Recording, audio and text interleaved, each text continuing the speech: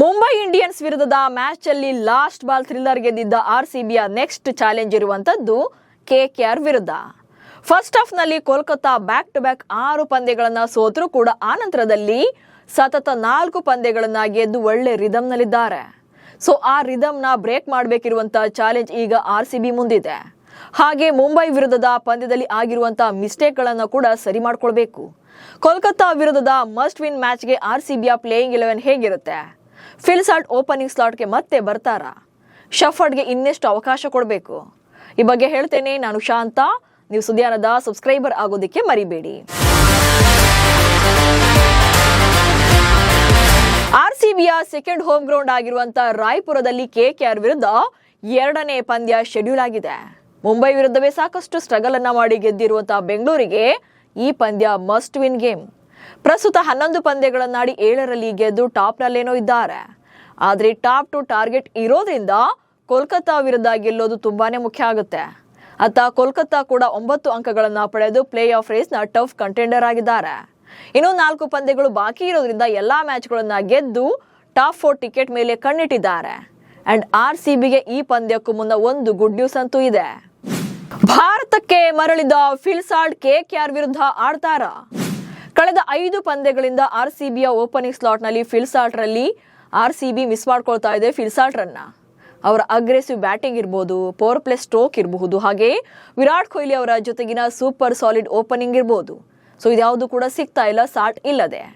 Jacob Bethell ರನ್ನ ಬದಲಿಯಾಗಿ ಆಡಿಸಿದ್ರು ಕೂಡ Bethell ಕಡೆಯಿಂದ ಒಂದೇ ಒಂದು ಒಳ್ಳೆ ಸಪೋರ್ಟಿಂಗ್ ಇನ್ನಿಂಗ್ಸ್ ಬಂದಿಲ್ಲ. ಕಳೆದ 5 ಪಂದ್ಯಗಳಲ್ಲೂ ಕೂಡ ಅವರ ಬ್ಯಾಟಿಂಗ್ ಸಾಥ್ ಅಷ್ಟಕ್ಕಷ್ಟೇ ಇದೆ. ಅದು ಅಲ್ಲದೆ ಕಳೆದ 2 ಪಂದ್ಯಗಳಲ್ಲಿ Virat Kohli back to back duck out ಆಗಿದ್ದಾರೆ. ಹೀಗಾಗಿ ಸಾಲ್ಟ್ ಪ್ಲೇಯಿಂಗ್ 11 ನಲ್ಲಿ ಆಡೋದು ತುಂಬಾನೇ ಮುಖ್ಯವಾಗುತ್ತೆ. ಡೆಲ್ಲಿ ಕ್ಯಾಪಿಟಲ್ಸ್ ವಿರುದ್ಧ ಬೆಂಗಳೂರಿನ ಮ್ಯಾಚ್ ಅಲ್ಲಿ ಫೀಲ್ಡಿಂಗ್ ವೇಳೆ ಬೆರಳಿಗೆ ಗಾಯ ಮಾಡಿಕೊಂಡಿದ್ದಂತ ಸಾಲ್ಟ್ ಟ್ರೀಟ್ಮೆಂಟ್ಗಾಗಿ ಇಂಗ್ಲೆಂಡ್ಗೆ ತೆರಳಿದ್ರು. ಈಗ ಭಾರತಕ್ಕೆ ಮತ್ತೆ ವಾಪಸ್ ಆಗಿದ್ದು ಕೋಲ್ಕತ್ತಾ ನೈಟ್ ರೈಡರ್ಸ್ ವಿರುದ್ಧದ ಪಂದ್ಯದ ಮೂಲಕ ಫಿಲ್ ಸಾಲ್ಟ್ ಮತ್ತೆ ಮೈದಾನಕ್ಕಿಳಿಯಬಹುದು. ಇತ್ತ ಸಾಲ್ಟ್ ಪ್ಲೇಯಿಂಗ್ 11 ನಲ್ಲಿ ಸ್ಥಾನ ಪಡೆದ್ರೆ ಜೇಕಬ್ ಬೆಥೆಲ್ ಆಡುವ ಬಳಗದಿಂದ ಹೊರಗಿರ್ಬೇಕಾಗುತ್ತೆ. ಹಾಗಾದ್ರೆ ಕೆಕೆಆರ್ ವಿರುದ್ಧದ ಪಂದ್ಯಕ್ಕೆ ಹೇಗಿರುತ್ತೆ ಆರ್ಸಿಬಿಯ ಪ್ಲೇಯಿಂಗ್ 11 ಅನ್ನೋದನ್ನ ನೋಡ್ತಾ ಹೋಗೋಣ. ಮೊದಲನೇದಾಗಿ ಪ್ಲೇಯಿಂಗ್ 11 ನಲ್ಲಿ ಫಿಲ್ ಸಾಲ್ಟ್ ಕಾಣಿಸಿಕೊಳ್ಳುವಂತಹ ಸಾಧ್ಯತೆಗಳು ಜಾಸ್ತಿ ಇದೆ.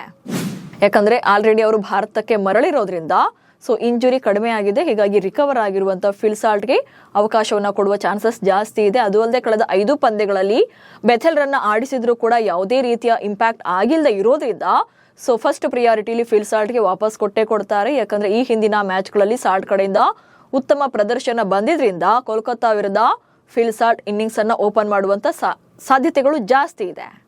ಅಂಡ್ ನೆಕ್ಸ್ಟ್ ವಿರಾಟ್ ಕೊಹ್ಲಿ ಅವರು so back to back duck out ಆಗಿದ್ದಾರೆ ವಿರಾಟ್ ಕೊಹ್ಲಿ. ಸೊ ಈ ಮ್ಯಾಚ್ ಅಲ್ಲಿ ಓಪನರ್ ಆಗಿ ಕಂಟಿನ್ಯೂ ಮಾಡ್ತಾರೆ. ಸೊ ಈ ಮ್ಯಾಚ್ ಅಲ್ಲಿ ವಿರಾಟ್ ಕೊಹ್ಲಿ ಯಾವತ್ತೂ ಕೂಡ 2ಕ್ಕಿಂತ ಜಾಸ್ತಿ ಅವರು ಡಕೌಟ್ ಆಗೋದಿಲ್ಲ. ಸೊ ಆಲ್ರೆಡಿ 2 ಡಕೌಟ್ ಆಗಿರೋದ್ರಿಂದ ಈ ಸಲ ಅಂದ್ರೆ ಕೋಲ್ಕತ್ತಾ ವಿರುದ್ಧದ ಮ್ಯಾಚ್ ಅಲ್ಲಿ ಹೇಗೆ ಕಮ್ಬ್ಯಾಕ್ ಮಾಡ್ತಾರೆ ಅನ್ನೋದು ಕೂಡ ಮುಖ್ಯ ಆಗುತ್ತೆ. ಇನ್ನು ನಂಬರ್ 3 ನಲ್ಲಿ ದೇವದತ್ ಪಡಿಕ್ಕಲ್ ಬರ್ತಾರೆ. ಸೊ ಕನ್ನಡಿಗ ದೇವದತ್ ಪಡಿಕ್ಕಲ್ ಈ ಸೀಸನ್ ಅಲ್ಲಿ ಅವರಿಗೆ ಚೆನ್ನಾಗಿ ಪರ್ಫಾರ್ಮೆನ್ಸ್ ಬರ್ತಾ ಇದೆ ಅವ್ರ ಕಡೆಯಿಂದ. ಸೊ ಲಾಸ್ಟ್ ಮ್ಯಾಚ್ ಅಲ್ಲಿ ತುಂಬಾ ಬಿಗ್ ಇಂಪ್ಯಾಕ್ಟ್ ಮಾಡಕ್ ಆಗದೆ ಇದ್ರು ಕೂಡ ಟಫ್ ಫೈಟ್ ಅಂತೂ ಕೊಟ್ಟಿದ್ರು. ಹೀಗಾಗಿ ದೇವದತ್ ಪಡಿಕ್ಕಲ್ ವಿಚಾರದಲ್ಲೂ ಕೂಡ ಯಾವುದೇ ಬದಲಾವಣೆ ಇರೋದಿಲ್ಲ. ಇನ್ನು ನಾಯಕ ರಜತ್ ಪಾಟಿದಾರ್ 4ನೇ ಸ್ಲಾಟ್ ನಲ್ಲಿ ಕಂಟಿನ್ಯೂ ಆಗ್ತಾರೆ. ಇವರ ಬದಲಿ ಆಟಗಾರನು ಕೂಡ ಯಾರನ್ನು ಕೂಡ ಫ್ರಾಂಚೈಸಿ ನೋಡೋದಿಲ್ಲ. ಸೊ ಪಾಟಿದಾರ್ ವಿಚಾರದಲ್ಲೂ ಕೂಡ ಯಾವುದೇ ಬದಲಾವಣೆ ಇಲ್ಲ. And next Jitesh Sharma, wicket keeper batter ಆಗಿರುವಂಥ Jitesh Sharma okay wicket keeping ಏನೋ ಚೆನ್ನಾಗಿ ಮಾಡ್ತಿದ್ದಾರೆ, ಜೊತೆಗೆ ಅವ್ರ ಕಡೆಯಿಂದ ರನ್ಗಳನ್ನು ಕಂಟ್ರೋಲ್ ಮಾಡ್ತಿದ್ದಾರೆ. ಬಟ್ ಬ್ಯಾಟಿಂಗ್ ಅಂತ ಬಂದಾಗ ಜಿತೇಶ್ ಶರ್ಮಾ ಕಡೆಯಿಂದ ವಾವ್ ಅನಿಸೋ ಮೂಮೆಂಟ್ ಆಗಲಿ ಅಥವಾ ಕ್ರೂಷಿಯಲ್ ಟೈಮಲ್ಲಿ ಸಪೋರ್ಟ್ ಸಿಕ್ಕಿದೆ ಅನ್ನುವಂಥ ಯಾವುದೇ ರೀತಿಯಾದಂಥ ಇನ್ನಿಂಗ್ಸ್ ಬಂದಿಲ್ಲ. ಸೊ ಲಾಸ್ಟ್ ಇಯರ್ ಅವರಲ್ಲಿದ್ದಂಥ ಸ್ಟ್ಯಾಮಿನಾ ಇರ್ಬೋದು ಅಥವಾ ಸಾಮರ್ಥ್ಯ ಇರ್ಬೋದು ಈ ಸೀಸನ್ನಲ್ಲಿ ಒಂದೇ ಒಂದು ಪಂದ್ಯದಲ್ಲೂ ಕೂಡ ಅವರ ಬ್ಯಾಟಿಂಗ್ನಲ್ಲಿ ತೋರಿಸಿಲ್ಲ. ಸೊ ಸತತ 11 ಪಂದ್ಯಗಳ ಪೈಕಿ 9 ಇನ್ನಿಂಗ್ಸನ್ನು ಆಡಿದ್ರೂ ಕೂಡ ವಾವ್ ಅನ್ನಿಸುವಂಥ ಇನ್ನಿಂಗ್ಸ್ ಜಿತೇಶ್ ಶರ್ಮಾ ಕಡೆಯಿಂದ ಬಂದಿಲ್ಲ. ಬಟ್ ಆಲ್ಟರ್ನೇಟಿವ್ ಇಲ್ಲಿ ನೋಡೋಕ್ಕಾಗಲ್ಲ. ಯಾಕಂದರೆ ವಿಕೆಟ್ ಕೀಪರ್ ಕಮ್ ಬ್ಯಾಟರ್ ಆಗಿರೋದ್ರಿಂದ ಆಸ್ ಯೂಶುವಲ್ ಲಾಸ್ಟ್ ಚಾಂಪಿಯನ್ಶಿಪ್ನ ವಿನ್ನಿಂಗ್ ಟೀಮ್ನಲ್ಲಿದ್ದಂಥ ಜಿತೇಶ್ ಶರ್ಮಾ ಈ ಸಲ ಕೂಡ ಕಂಟಿನ್ಯೂ ಆಗ್ತಾರೆ. ಸೊ ಕೋಲ್ಕತ್ತಾ ವಿರುದ್ಧದ ಮ್ಯಾಚಲ್ಲೂ ಕೂಡ ಜಿತೇಶ್ ಶರ್ಮಾ ಬದಲಿಗೆ ಯಾರೂ ಬರೋದಿಲ್ಲ. ಇನ್ನು ಟಿಮ್ ಡೇವಿಡ್ ಲಾಸ್ಟ್ ಮ್ಯಾಚಲ್ಲಿ ಇವರು ಕೂಡ ಡಕೌಟ್ ಆಗಿದ್ರು. ಬಟ್ ಯಾವತ್ತಿದ್ರೂ ಕೂಡ dangerous player Tim David, death ಓವರ್ನಲ್ಲಿ ಸ್ಪೆಷಲಿಸ್ಟ್ ಬ್ಯಾಟರ್. ಸೊ ಹೌದು ಎಲ್ಲ ಮ್ಯಾಚ್ಗಳೆಲ್ಲ ಆಡೋಕ್ಕಾಗಲ್ಲ. ಬಟ್ ಅವ್ರ ಕಡೆಯಿಂದ ಆಲ್ರೆಡಿ ನಾನು ಬೆಸ್ಟ್ ಪ್ಲೇಯರ್ ಅನ್ನೋದನ್ನು ಪ್ರೂವ್ ಮಾಡಿರೋದ್ರಿಂದ ಸೊ ಇಲ್ಲಿ ಬದಲಿ ಯಾವುದೇ ಆಟಗಾರನ ನೋಡೋದಿಲ್ಲ. ಇನ್ನು ರೊಮಾರಿಯೋ ಶೆಫರ್ಡ್ ಈ ಸೀಸನ್ನಲ್ಲಿ ಆರ್ಸಿಬಿ ಪರ ಅತಿ ಹೆಚ್ಚು ಚರ್ಚೆ ಆಗ್ತಿರುವಂಥ ಹೆಸರು. ಲಾಸ್ಟ್ ಸೀಸನ್ನಲ್ಲಿ ಏನು ಲಿಯಾಮ್ ಲಿವಿಂಗ್ಸ್ಟೋನ್ ಬಗ್ಗೆ ಮಾತನಾಡ್ತಿದ್ರಲ್ಲ, ಸೊ ಈ ಸೀಸನಲ್ಲಿ ಶೆಫರ್ಡ್ ಕೂಡ ಅದೇ ಪ್ಲೇಸ್ನಲ್ಲಿ ಇರುವಂಥದ್ದು. ಪಂದ್ಯದಿಂದ ಪಂದ್ಯಕ್ಕೆ ಅವ್ರನ್ನ ಪ್ಲೇಯಿಂಗ್ 11 ಡ್ರಾಪ್ ಮಾಡಿ ಎನ್ನುವಂಥ ಕೂಗು ಜಾಸ್ತಿ ಆಗ್ತಾನೇ ಇದೆ. ಯಾಕಂದರೆ ಫೇಲ್ಯೂರ್ ಪದೇ ತೋರಿಸ್ತಾನೆ ಇರುವಂಥದ್ದು. ಸೊ ಅವರಿದ್ರೂ ಕೂಡ ಆಟಕ್ಕಂಟು ಲೆಕ್ಕಕ್ಕಿಲ್ಲ. ಬ್ಯಾಟಿಂಗ್ ಆಗಲಿ ಬೌಲಿಂಗ್ ಆಗಲಿ ಅವ್ರ ಕಡೆಯಿಂದ ಒಳ್ಳೆ ಸ್ಕೋರ್ ಬರ್ತಾ ಇಲ್ಲ. ಹೀಗಾಗಿ ಅವರನ್ನು ಹೊರಗಿಡಿ ಅಂತಾನೆ ಹೇಳ್ತಿದ್ದಾರೆ. ಬಟ್ ಯಾವುದೇ ಕಾರಣಕ್ಕೂ ಇಲ್ಲಿ ಫ್ರಾಂಚೈಸಿ ಈ ವಿಚಾರದಲ್ಲಿ ಬೇರೆ ಆಲ್ಟರ್ನೇಟಿವ್ ಅನ್ನು ನೋಡೋದಿಲ್ಲ. ಸೊ ಶೆಫರ್ಡ್ನೇ ಕಂಟಿನ್ಯೂ ಮಾಡ್ತಾರೆ, ಇದರಲ್ಲಿ ಯಾವುದೇ ಡೌಟ್ ಇರಲ್ಲ. ಇನ್ನು ಕೃನಾಲ್ ಪಾಂಡ್ಯ, ಆಲ್ರೌಂಡರ್ ಕೃನಾಲ್ ಪಾಂಡ್ಯ ಲಾಸ್ಟ್ ಮ್ಯಾಚಲ್ಲಿ ನಾನು ಬೌಲರ್ ಅನ್ನೋದನ್ನೇ ಮರೆತು ಬ್ಯಾಟಿಂಗ್ ಅನ್ನೋ ಥರದಲ್ಲಿ ಸಖತ್ತಾಗಿ ಆಡಿದ್ರು. ಸೊ ಕೃನಾಲ್ ಪಾಂಡ್ಯ ಆಡ್ತಾರೆ. ಸೊ ಇಂಜುರಿ ಇತ್ತು, ಹೌದು ಇಂಜುರಿ ಆಗಿದ್ದಾರೆ ಲಾಸ್ಟ್ ಮ್ಯಾಚ್ ಆದಮೇಲೆ, ಬಟ್ ಅವರು ಹಾಗಂತ ಪ್ಲೇಯಿಂಗ್ 11 ಹೊರಗಿರಲ್ಲ ಅವರು. ಸೊ ಈ ಮ್ಯಾಚಲ್ಲೂ ಕೂಡ ಆಡ್ತಾರೆ. ಇನ್ನು ಭುವನೇಶ್ವರ್ ಕುಮಾರ್ ಲಾಸ್ಟ್ ಮ್ಯಾಚಲ್ಲಿ ಭುವಿ ಕೂಡ ಹೀರೋ ಆಗಿದ್ರು. ಬ್ಯಾಟಿಂಗ್ ಹಾಗೆ ಬೌಲಿಂಗ್ ಎರಡರಲ್ಲೂ ಕೂಡ ದಿ ಬೆಸ್ಟ್ ಪ್ಲೇಯರ್ ಅನ್ನೋದನ್ನ ಪ್ರೂವ್ ಮಾಡಿದ್ರು. ಸೊ ಇಲ್ಲಿ ಅದು ಅಲ್ಲದೆ ರಾಯ್ಪುರ ಪಿಚ್ನಲ್ಲಿ ಭುವಿಗೆ ಒಳ್ಳೆ ಕಂಟ್ರೋಲ್ ಇರೋದ್ರಿಂದ ಈ ಮ್ಯಾಚಲ್ಲಿ ಭುವಿ ಮೇಲೂ ಕೂಡ ಎಲ್ಲರ ಕಣ್ಣಿರುತ್ತೆ. ಅಂಡ್ ಪರ್ಪಲ್ ಕ್ಯಾಪ್ ರೇಸ್ನಲ್ಲಿ ಲೀಡ್ನಲ್ಲಿರುವಂಥ ನಮ್ಮ ಭುವಿ ಸೊ ಈ ಮ್ಯಾಚಲ್ಲೂ ಕೋಲ್ಕತ್ತಾ ವಿರುದ್ಧದ ಮ್ಯಾಚಲ್ಲೂ ಕೂಡ ಲೀಡ್ ಪ್ಲೇಯರ್ ಆಗ್ತಾರೆ. ಇನ್ನು ಜೋಶ್ ಹೇಜಲ್ವುಡ್, ಕಳೆದ 3 ಪಂದ್ಯಗಳಲ್ಲಿ ಹೇಜಲ್ವುಡ್ ಬೌಲಿಂಗ್ನಲ್ಲಿ ಸ್ವಲ್ಪ ಎಕ್ಸ್ಪೆನ್ಸಿವ್ ಆಗ್ತಿದ್ದಾರೆ. ಬಟ್ ಹಾಗಂತ ಅಲ್ಲಿ ಹೇಜಲ್ವುಡ್ರನ್ನ ಹೊರಗಿಡುವಂಥ ಸಾಧ್ಯತೆಗಳು ಕಡಿಮೆ ಇದೆ. ಸೊ ಹೇಜಲ್ವುಡ್ ಕಂಟಿನ್ಯೂ ಆಗ್ತಾರೆ. ಇನ್ನು ಸುಯಾಶ್ ಶರ್ಮಾ ಪ್ಲೇಯಿಂಗ್ 11 ಆಡ್ತಾರೆ. ಇನ್ನು ರಸಿಕ್ ಸಲಾಮ್ದಾರ್ ಕೂಡ ಇರ್ತಾರೆ. ಸೊ ಇದರಲ್ಲೂ ಕೂಡ ಯಾವುದೇ ಬದಲಾವಣೆ ಇಲ್ಲ. ಸೊ ಇಲ್ಲಿ ಪ್ಲೇಯಿಂಗ್ 11 ಫಿಲ್ ಸಾಲ್ಟ್ ಮಾತ್ರವೇ ಜಾಯ್ನ್ ಆಗೋದು, ಉಳಿದಂತೆ ಯಾವುದೇ ಬದಲಾವಣೆಗಳನ್ನು ಮಾಡುವಂಥ ಸಾಧ್ಯತೆಗಳಿಲ್ಲ. ರೊಮ್ಯಾರಿಯೋ ಶೆಫರ್ಡ್ ಕಡೆಯಿಂದ ಸಪೋರ್ಟ್ ಸಿಗದೆ ಇದ್ರೂ ಕೂಡ ಚಾನ್ಸ್ ಅಂತೂ ಕೊಡ್ತಾರೆ. ಯಾಕಂದ್ರೆ ಮುಂಬೈ ವಿರುದ್ಧದ ಮ್ಯಾಚಲ್ಲಿ ಫೇಲ್ಯೂರ್ ಆದ್ಮೇಲೂ ಕೂಡ ವಿರಾಟ್ ಕೊಹ್ಲಿ ಅವರು ಶೆಫರ್ಡ್ ಬೆನ್ನಿಗೆ ನಿಲ್ಲೋದಾಗಿ ಹೇಳಿದ್ದಾರೆ. ಹೀಗಾಗಿ ಶೆಫರ್ಡ್ರನ್ನ ಕೂರಿಸೋದು ಕಷ್ಟ. ಫ್ಯಾನ್ಸ್ ಅಪೋಸ್ ಮಾಡಿದ್ರು ಕೂಡ ಫ್ರಾಂಚೈಸಿಯ ಲೆಕ್ಕಾಚಾರಗಳು ಬೇರೆ ಇರುತ್ತೆ. ಸೊ ಅವರನ್ನ ಡ್ರಾಪ್ ಮಾಡೋದಿಲ್ಲ. ಸೊ ಇದೆಲ್ಲ ಒಂದ್ ಕಡೆ ಆದ್ರೆ KKR ವಿರುದ್ಧ ಗೆಲ್ಲೋದು RCBಗೆ ಮೋಸ್ಟ್ ಇಂಪಾರ್ಟೆಂಟ್. ಸೊ ಯಾಕೆ ಅದನ್ನು ಕೂಡ ಡೀಟೇಲ್ಡ್ ಆಗಿ ಹೇಳ್ತಾ ಹೋಗ್ತೇನೆ ನೋಡಿ. ಯಾಕಂದ್ರೆ ಮೊದಲನೇದಾಗಿ ಮೊದಲ 6 ಪಂದ್ಯಗಳನ್ನ ಸೋತರೂ ಕೂಡ ನಂತರದ 4 ಪಂದ್ಯಗಳನ್ನ ಗೆದ್ದಿದೆ KKR ತಂಡ. ಸೊ ಅಲ್ಲಿ ಫಸ್ಟ್ ಹಾಫ್ ನಲ್ಲಿ ಅವರ ಪರ್ಫಾರ್ಮೆನ್ಸ್ ನೋಡಿದಾಗ ಬಹುಶಃ ಈ ಸೀಸನ್ ನಲ್ಲಿ ಫಸ್ಟ್ ಎಲಿಮಿನೇಟ್ ಆಗುವಂತ ಟೀಮ್ ಇದೇ ಇರ್ಬೋದು ಅಂತೇಳಿ ಎಲ್ಲ ಲೆಕ್ಕಾಚಾರವನ್ನ ಮಾಡಿದ್ರು. ಬಟ್ ಸತತ 4 ಪಂದ್ಯಗಳಲ್ಲಿ ಗೆದ್ದು ಈಗ ಪ್ಲೇ ಆಫ್ ರೇಸ್ ನಲ್ಲಿ ಇವರು ಕೂಡ ಟಫ್ ಕಾಂಪಿಟೇಟರ್ ಆಗಿರುವಂತದ್ದು. ಹೀಗಾಗಿ ಡೆಲ್ಲಿ ವಿರುದ್ಧ ಫಿನ್ ಅಲೆನ್ ಶತಕ ಬಾರಿಸಿದ್ದಾರೆ. ವಿನ್ನಿಂಗ್ ಟ್ರ್ಯಾಕ್ ಪ್ಲಸ್ ಪಾಯಿಂಟ್ ಆಗ್ತಿದೆ ಅವರಿಗೆ. ಲಾಸ್ಟ್ ಮ್ಯಾಚಲ್ಲಿ ಡೆಲ್ಲಿ ವಿರುದ್ಧದ ಮ್ಯಾಚಲ್ಲಿ ಡೆಲ್ಲಿ ಫಸ್ಟ್ ಬ್ಯಾಟಿಂಗ್ ಮಾಡಿದಾಗ ಹೊಡೆದಿದ್ದೆ 142 ರನ್. ಸೊ ಈ ರನ್ನನ್ನು ಟಾರ್ಗೆಟನ್ನು ಚೇಸ್ ಮಾಡುವಾಗ ಫಿನ್ ಅಲೆನ್ ಶತಕ ಹೊಡಿಬೋದು ಅಂತ ಯಾರು ಕೂಡ ಅನ್ಕೊಂಡಿರಲಿಲ್ಲ. ಬಟ್ ಅಲ್ಲಿ 142 ಟಾರ್ಗೆಟ್ನಲ್ಲಿ ಅಲೆನ್ ಒಬ್ಬರೇನೆ ಶತಕ ಬಾರಿಸಿ ಅವರು ಕೂಡ ಕಂಬ್ಯಾಕ್ ಮಾಡಿರುವಂಥದ್ದು. ಜೊತೆಗೆ ತಂಡದ ವಿನ್ನಿಂಗ್ ಟ್ರ್ಯಾಕ್ ಅವರಿಗೆ ಪ್ಲಸ್ ಪಾಯಿಂಟ್ ಆಗ್ತಾ ಇದೆ. ಸೊ ಅದು ಅಲ್ಲದೆ ಒಟ್ಟಾರೆ 36 ಪಂದ್ಯಗಳಲ್ಲಿ RCB ವಿರುದ್ಧ ಅವರು ಮೇಲುಗೈ ಸಾಧಿಸಿದ್ದಾರೆ.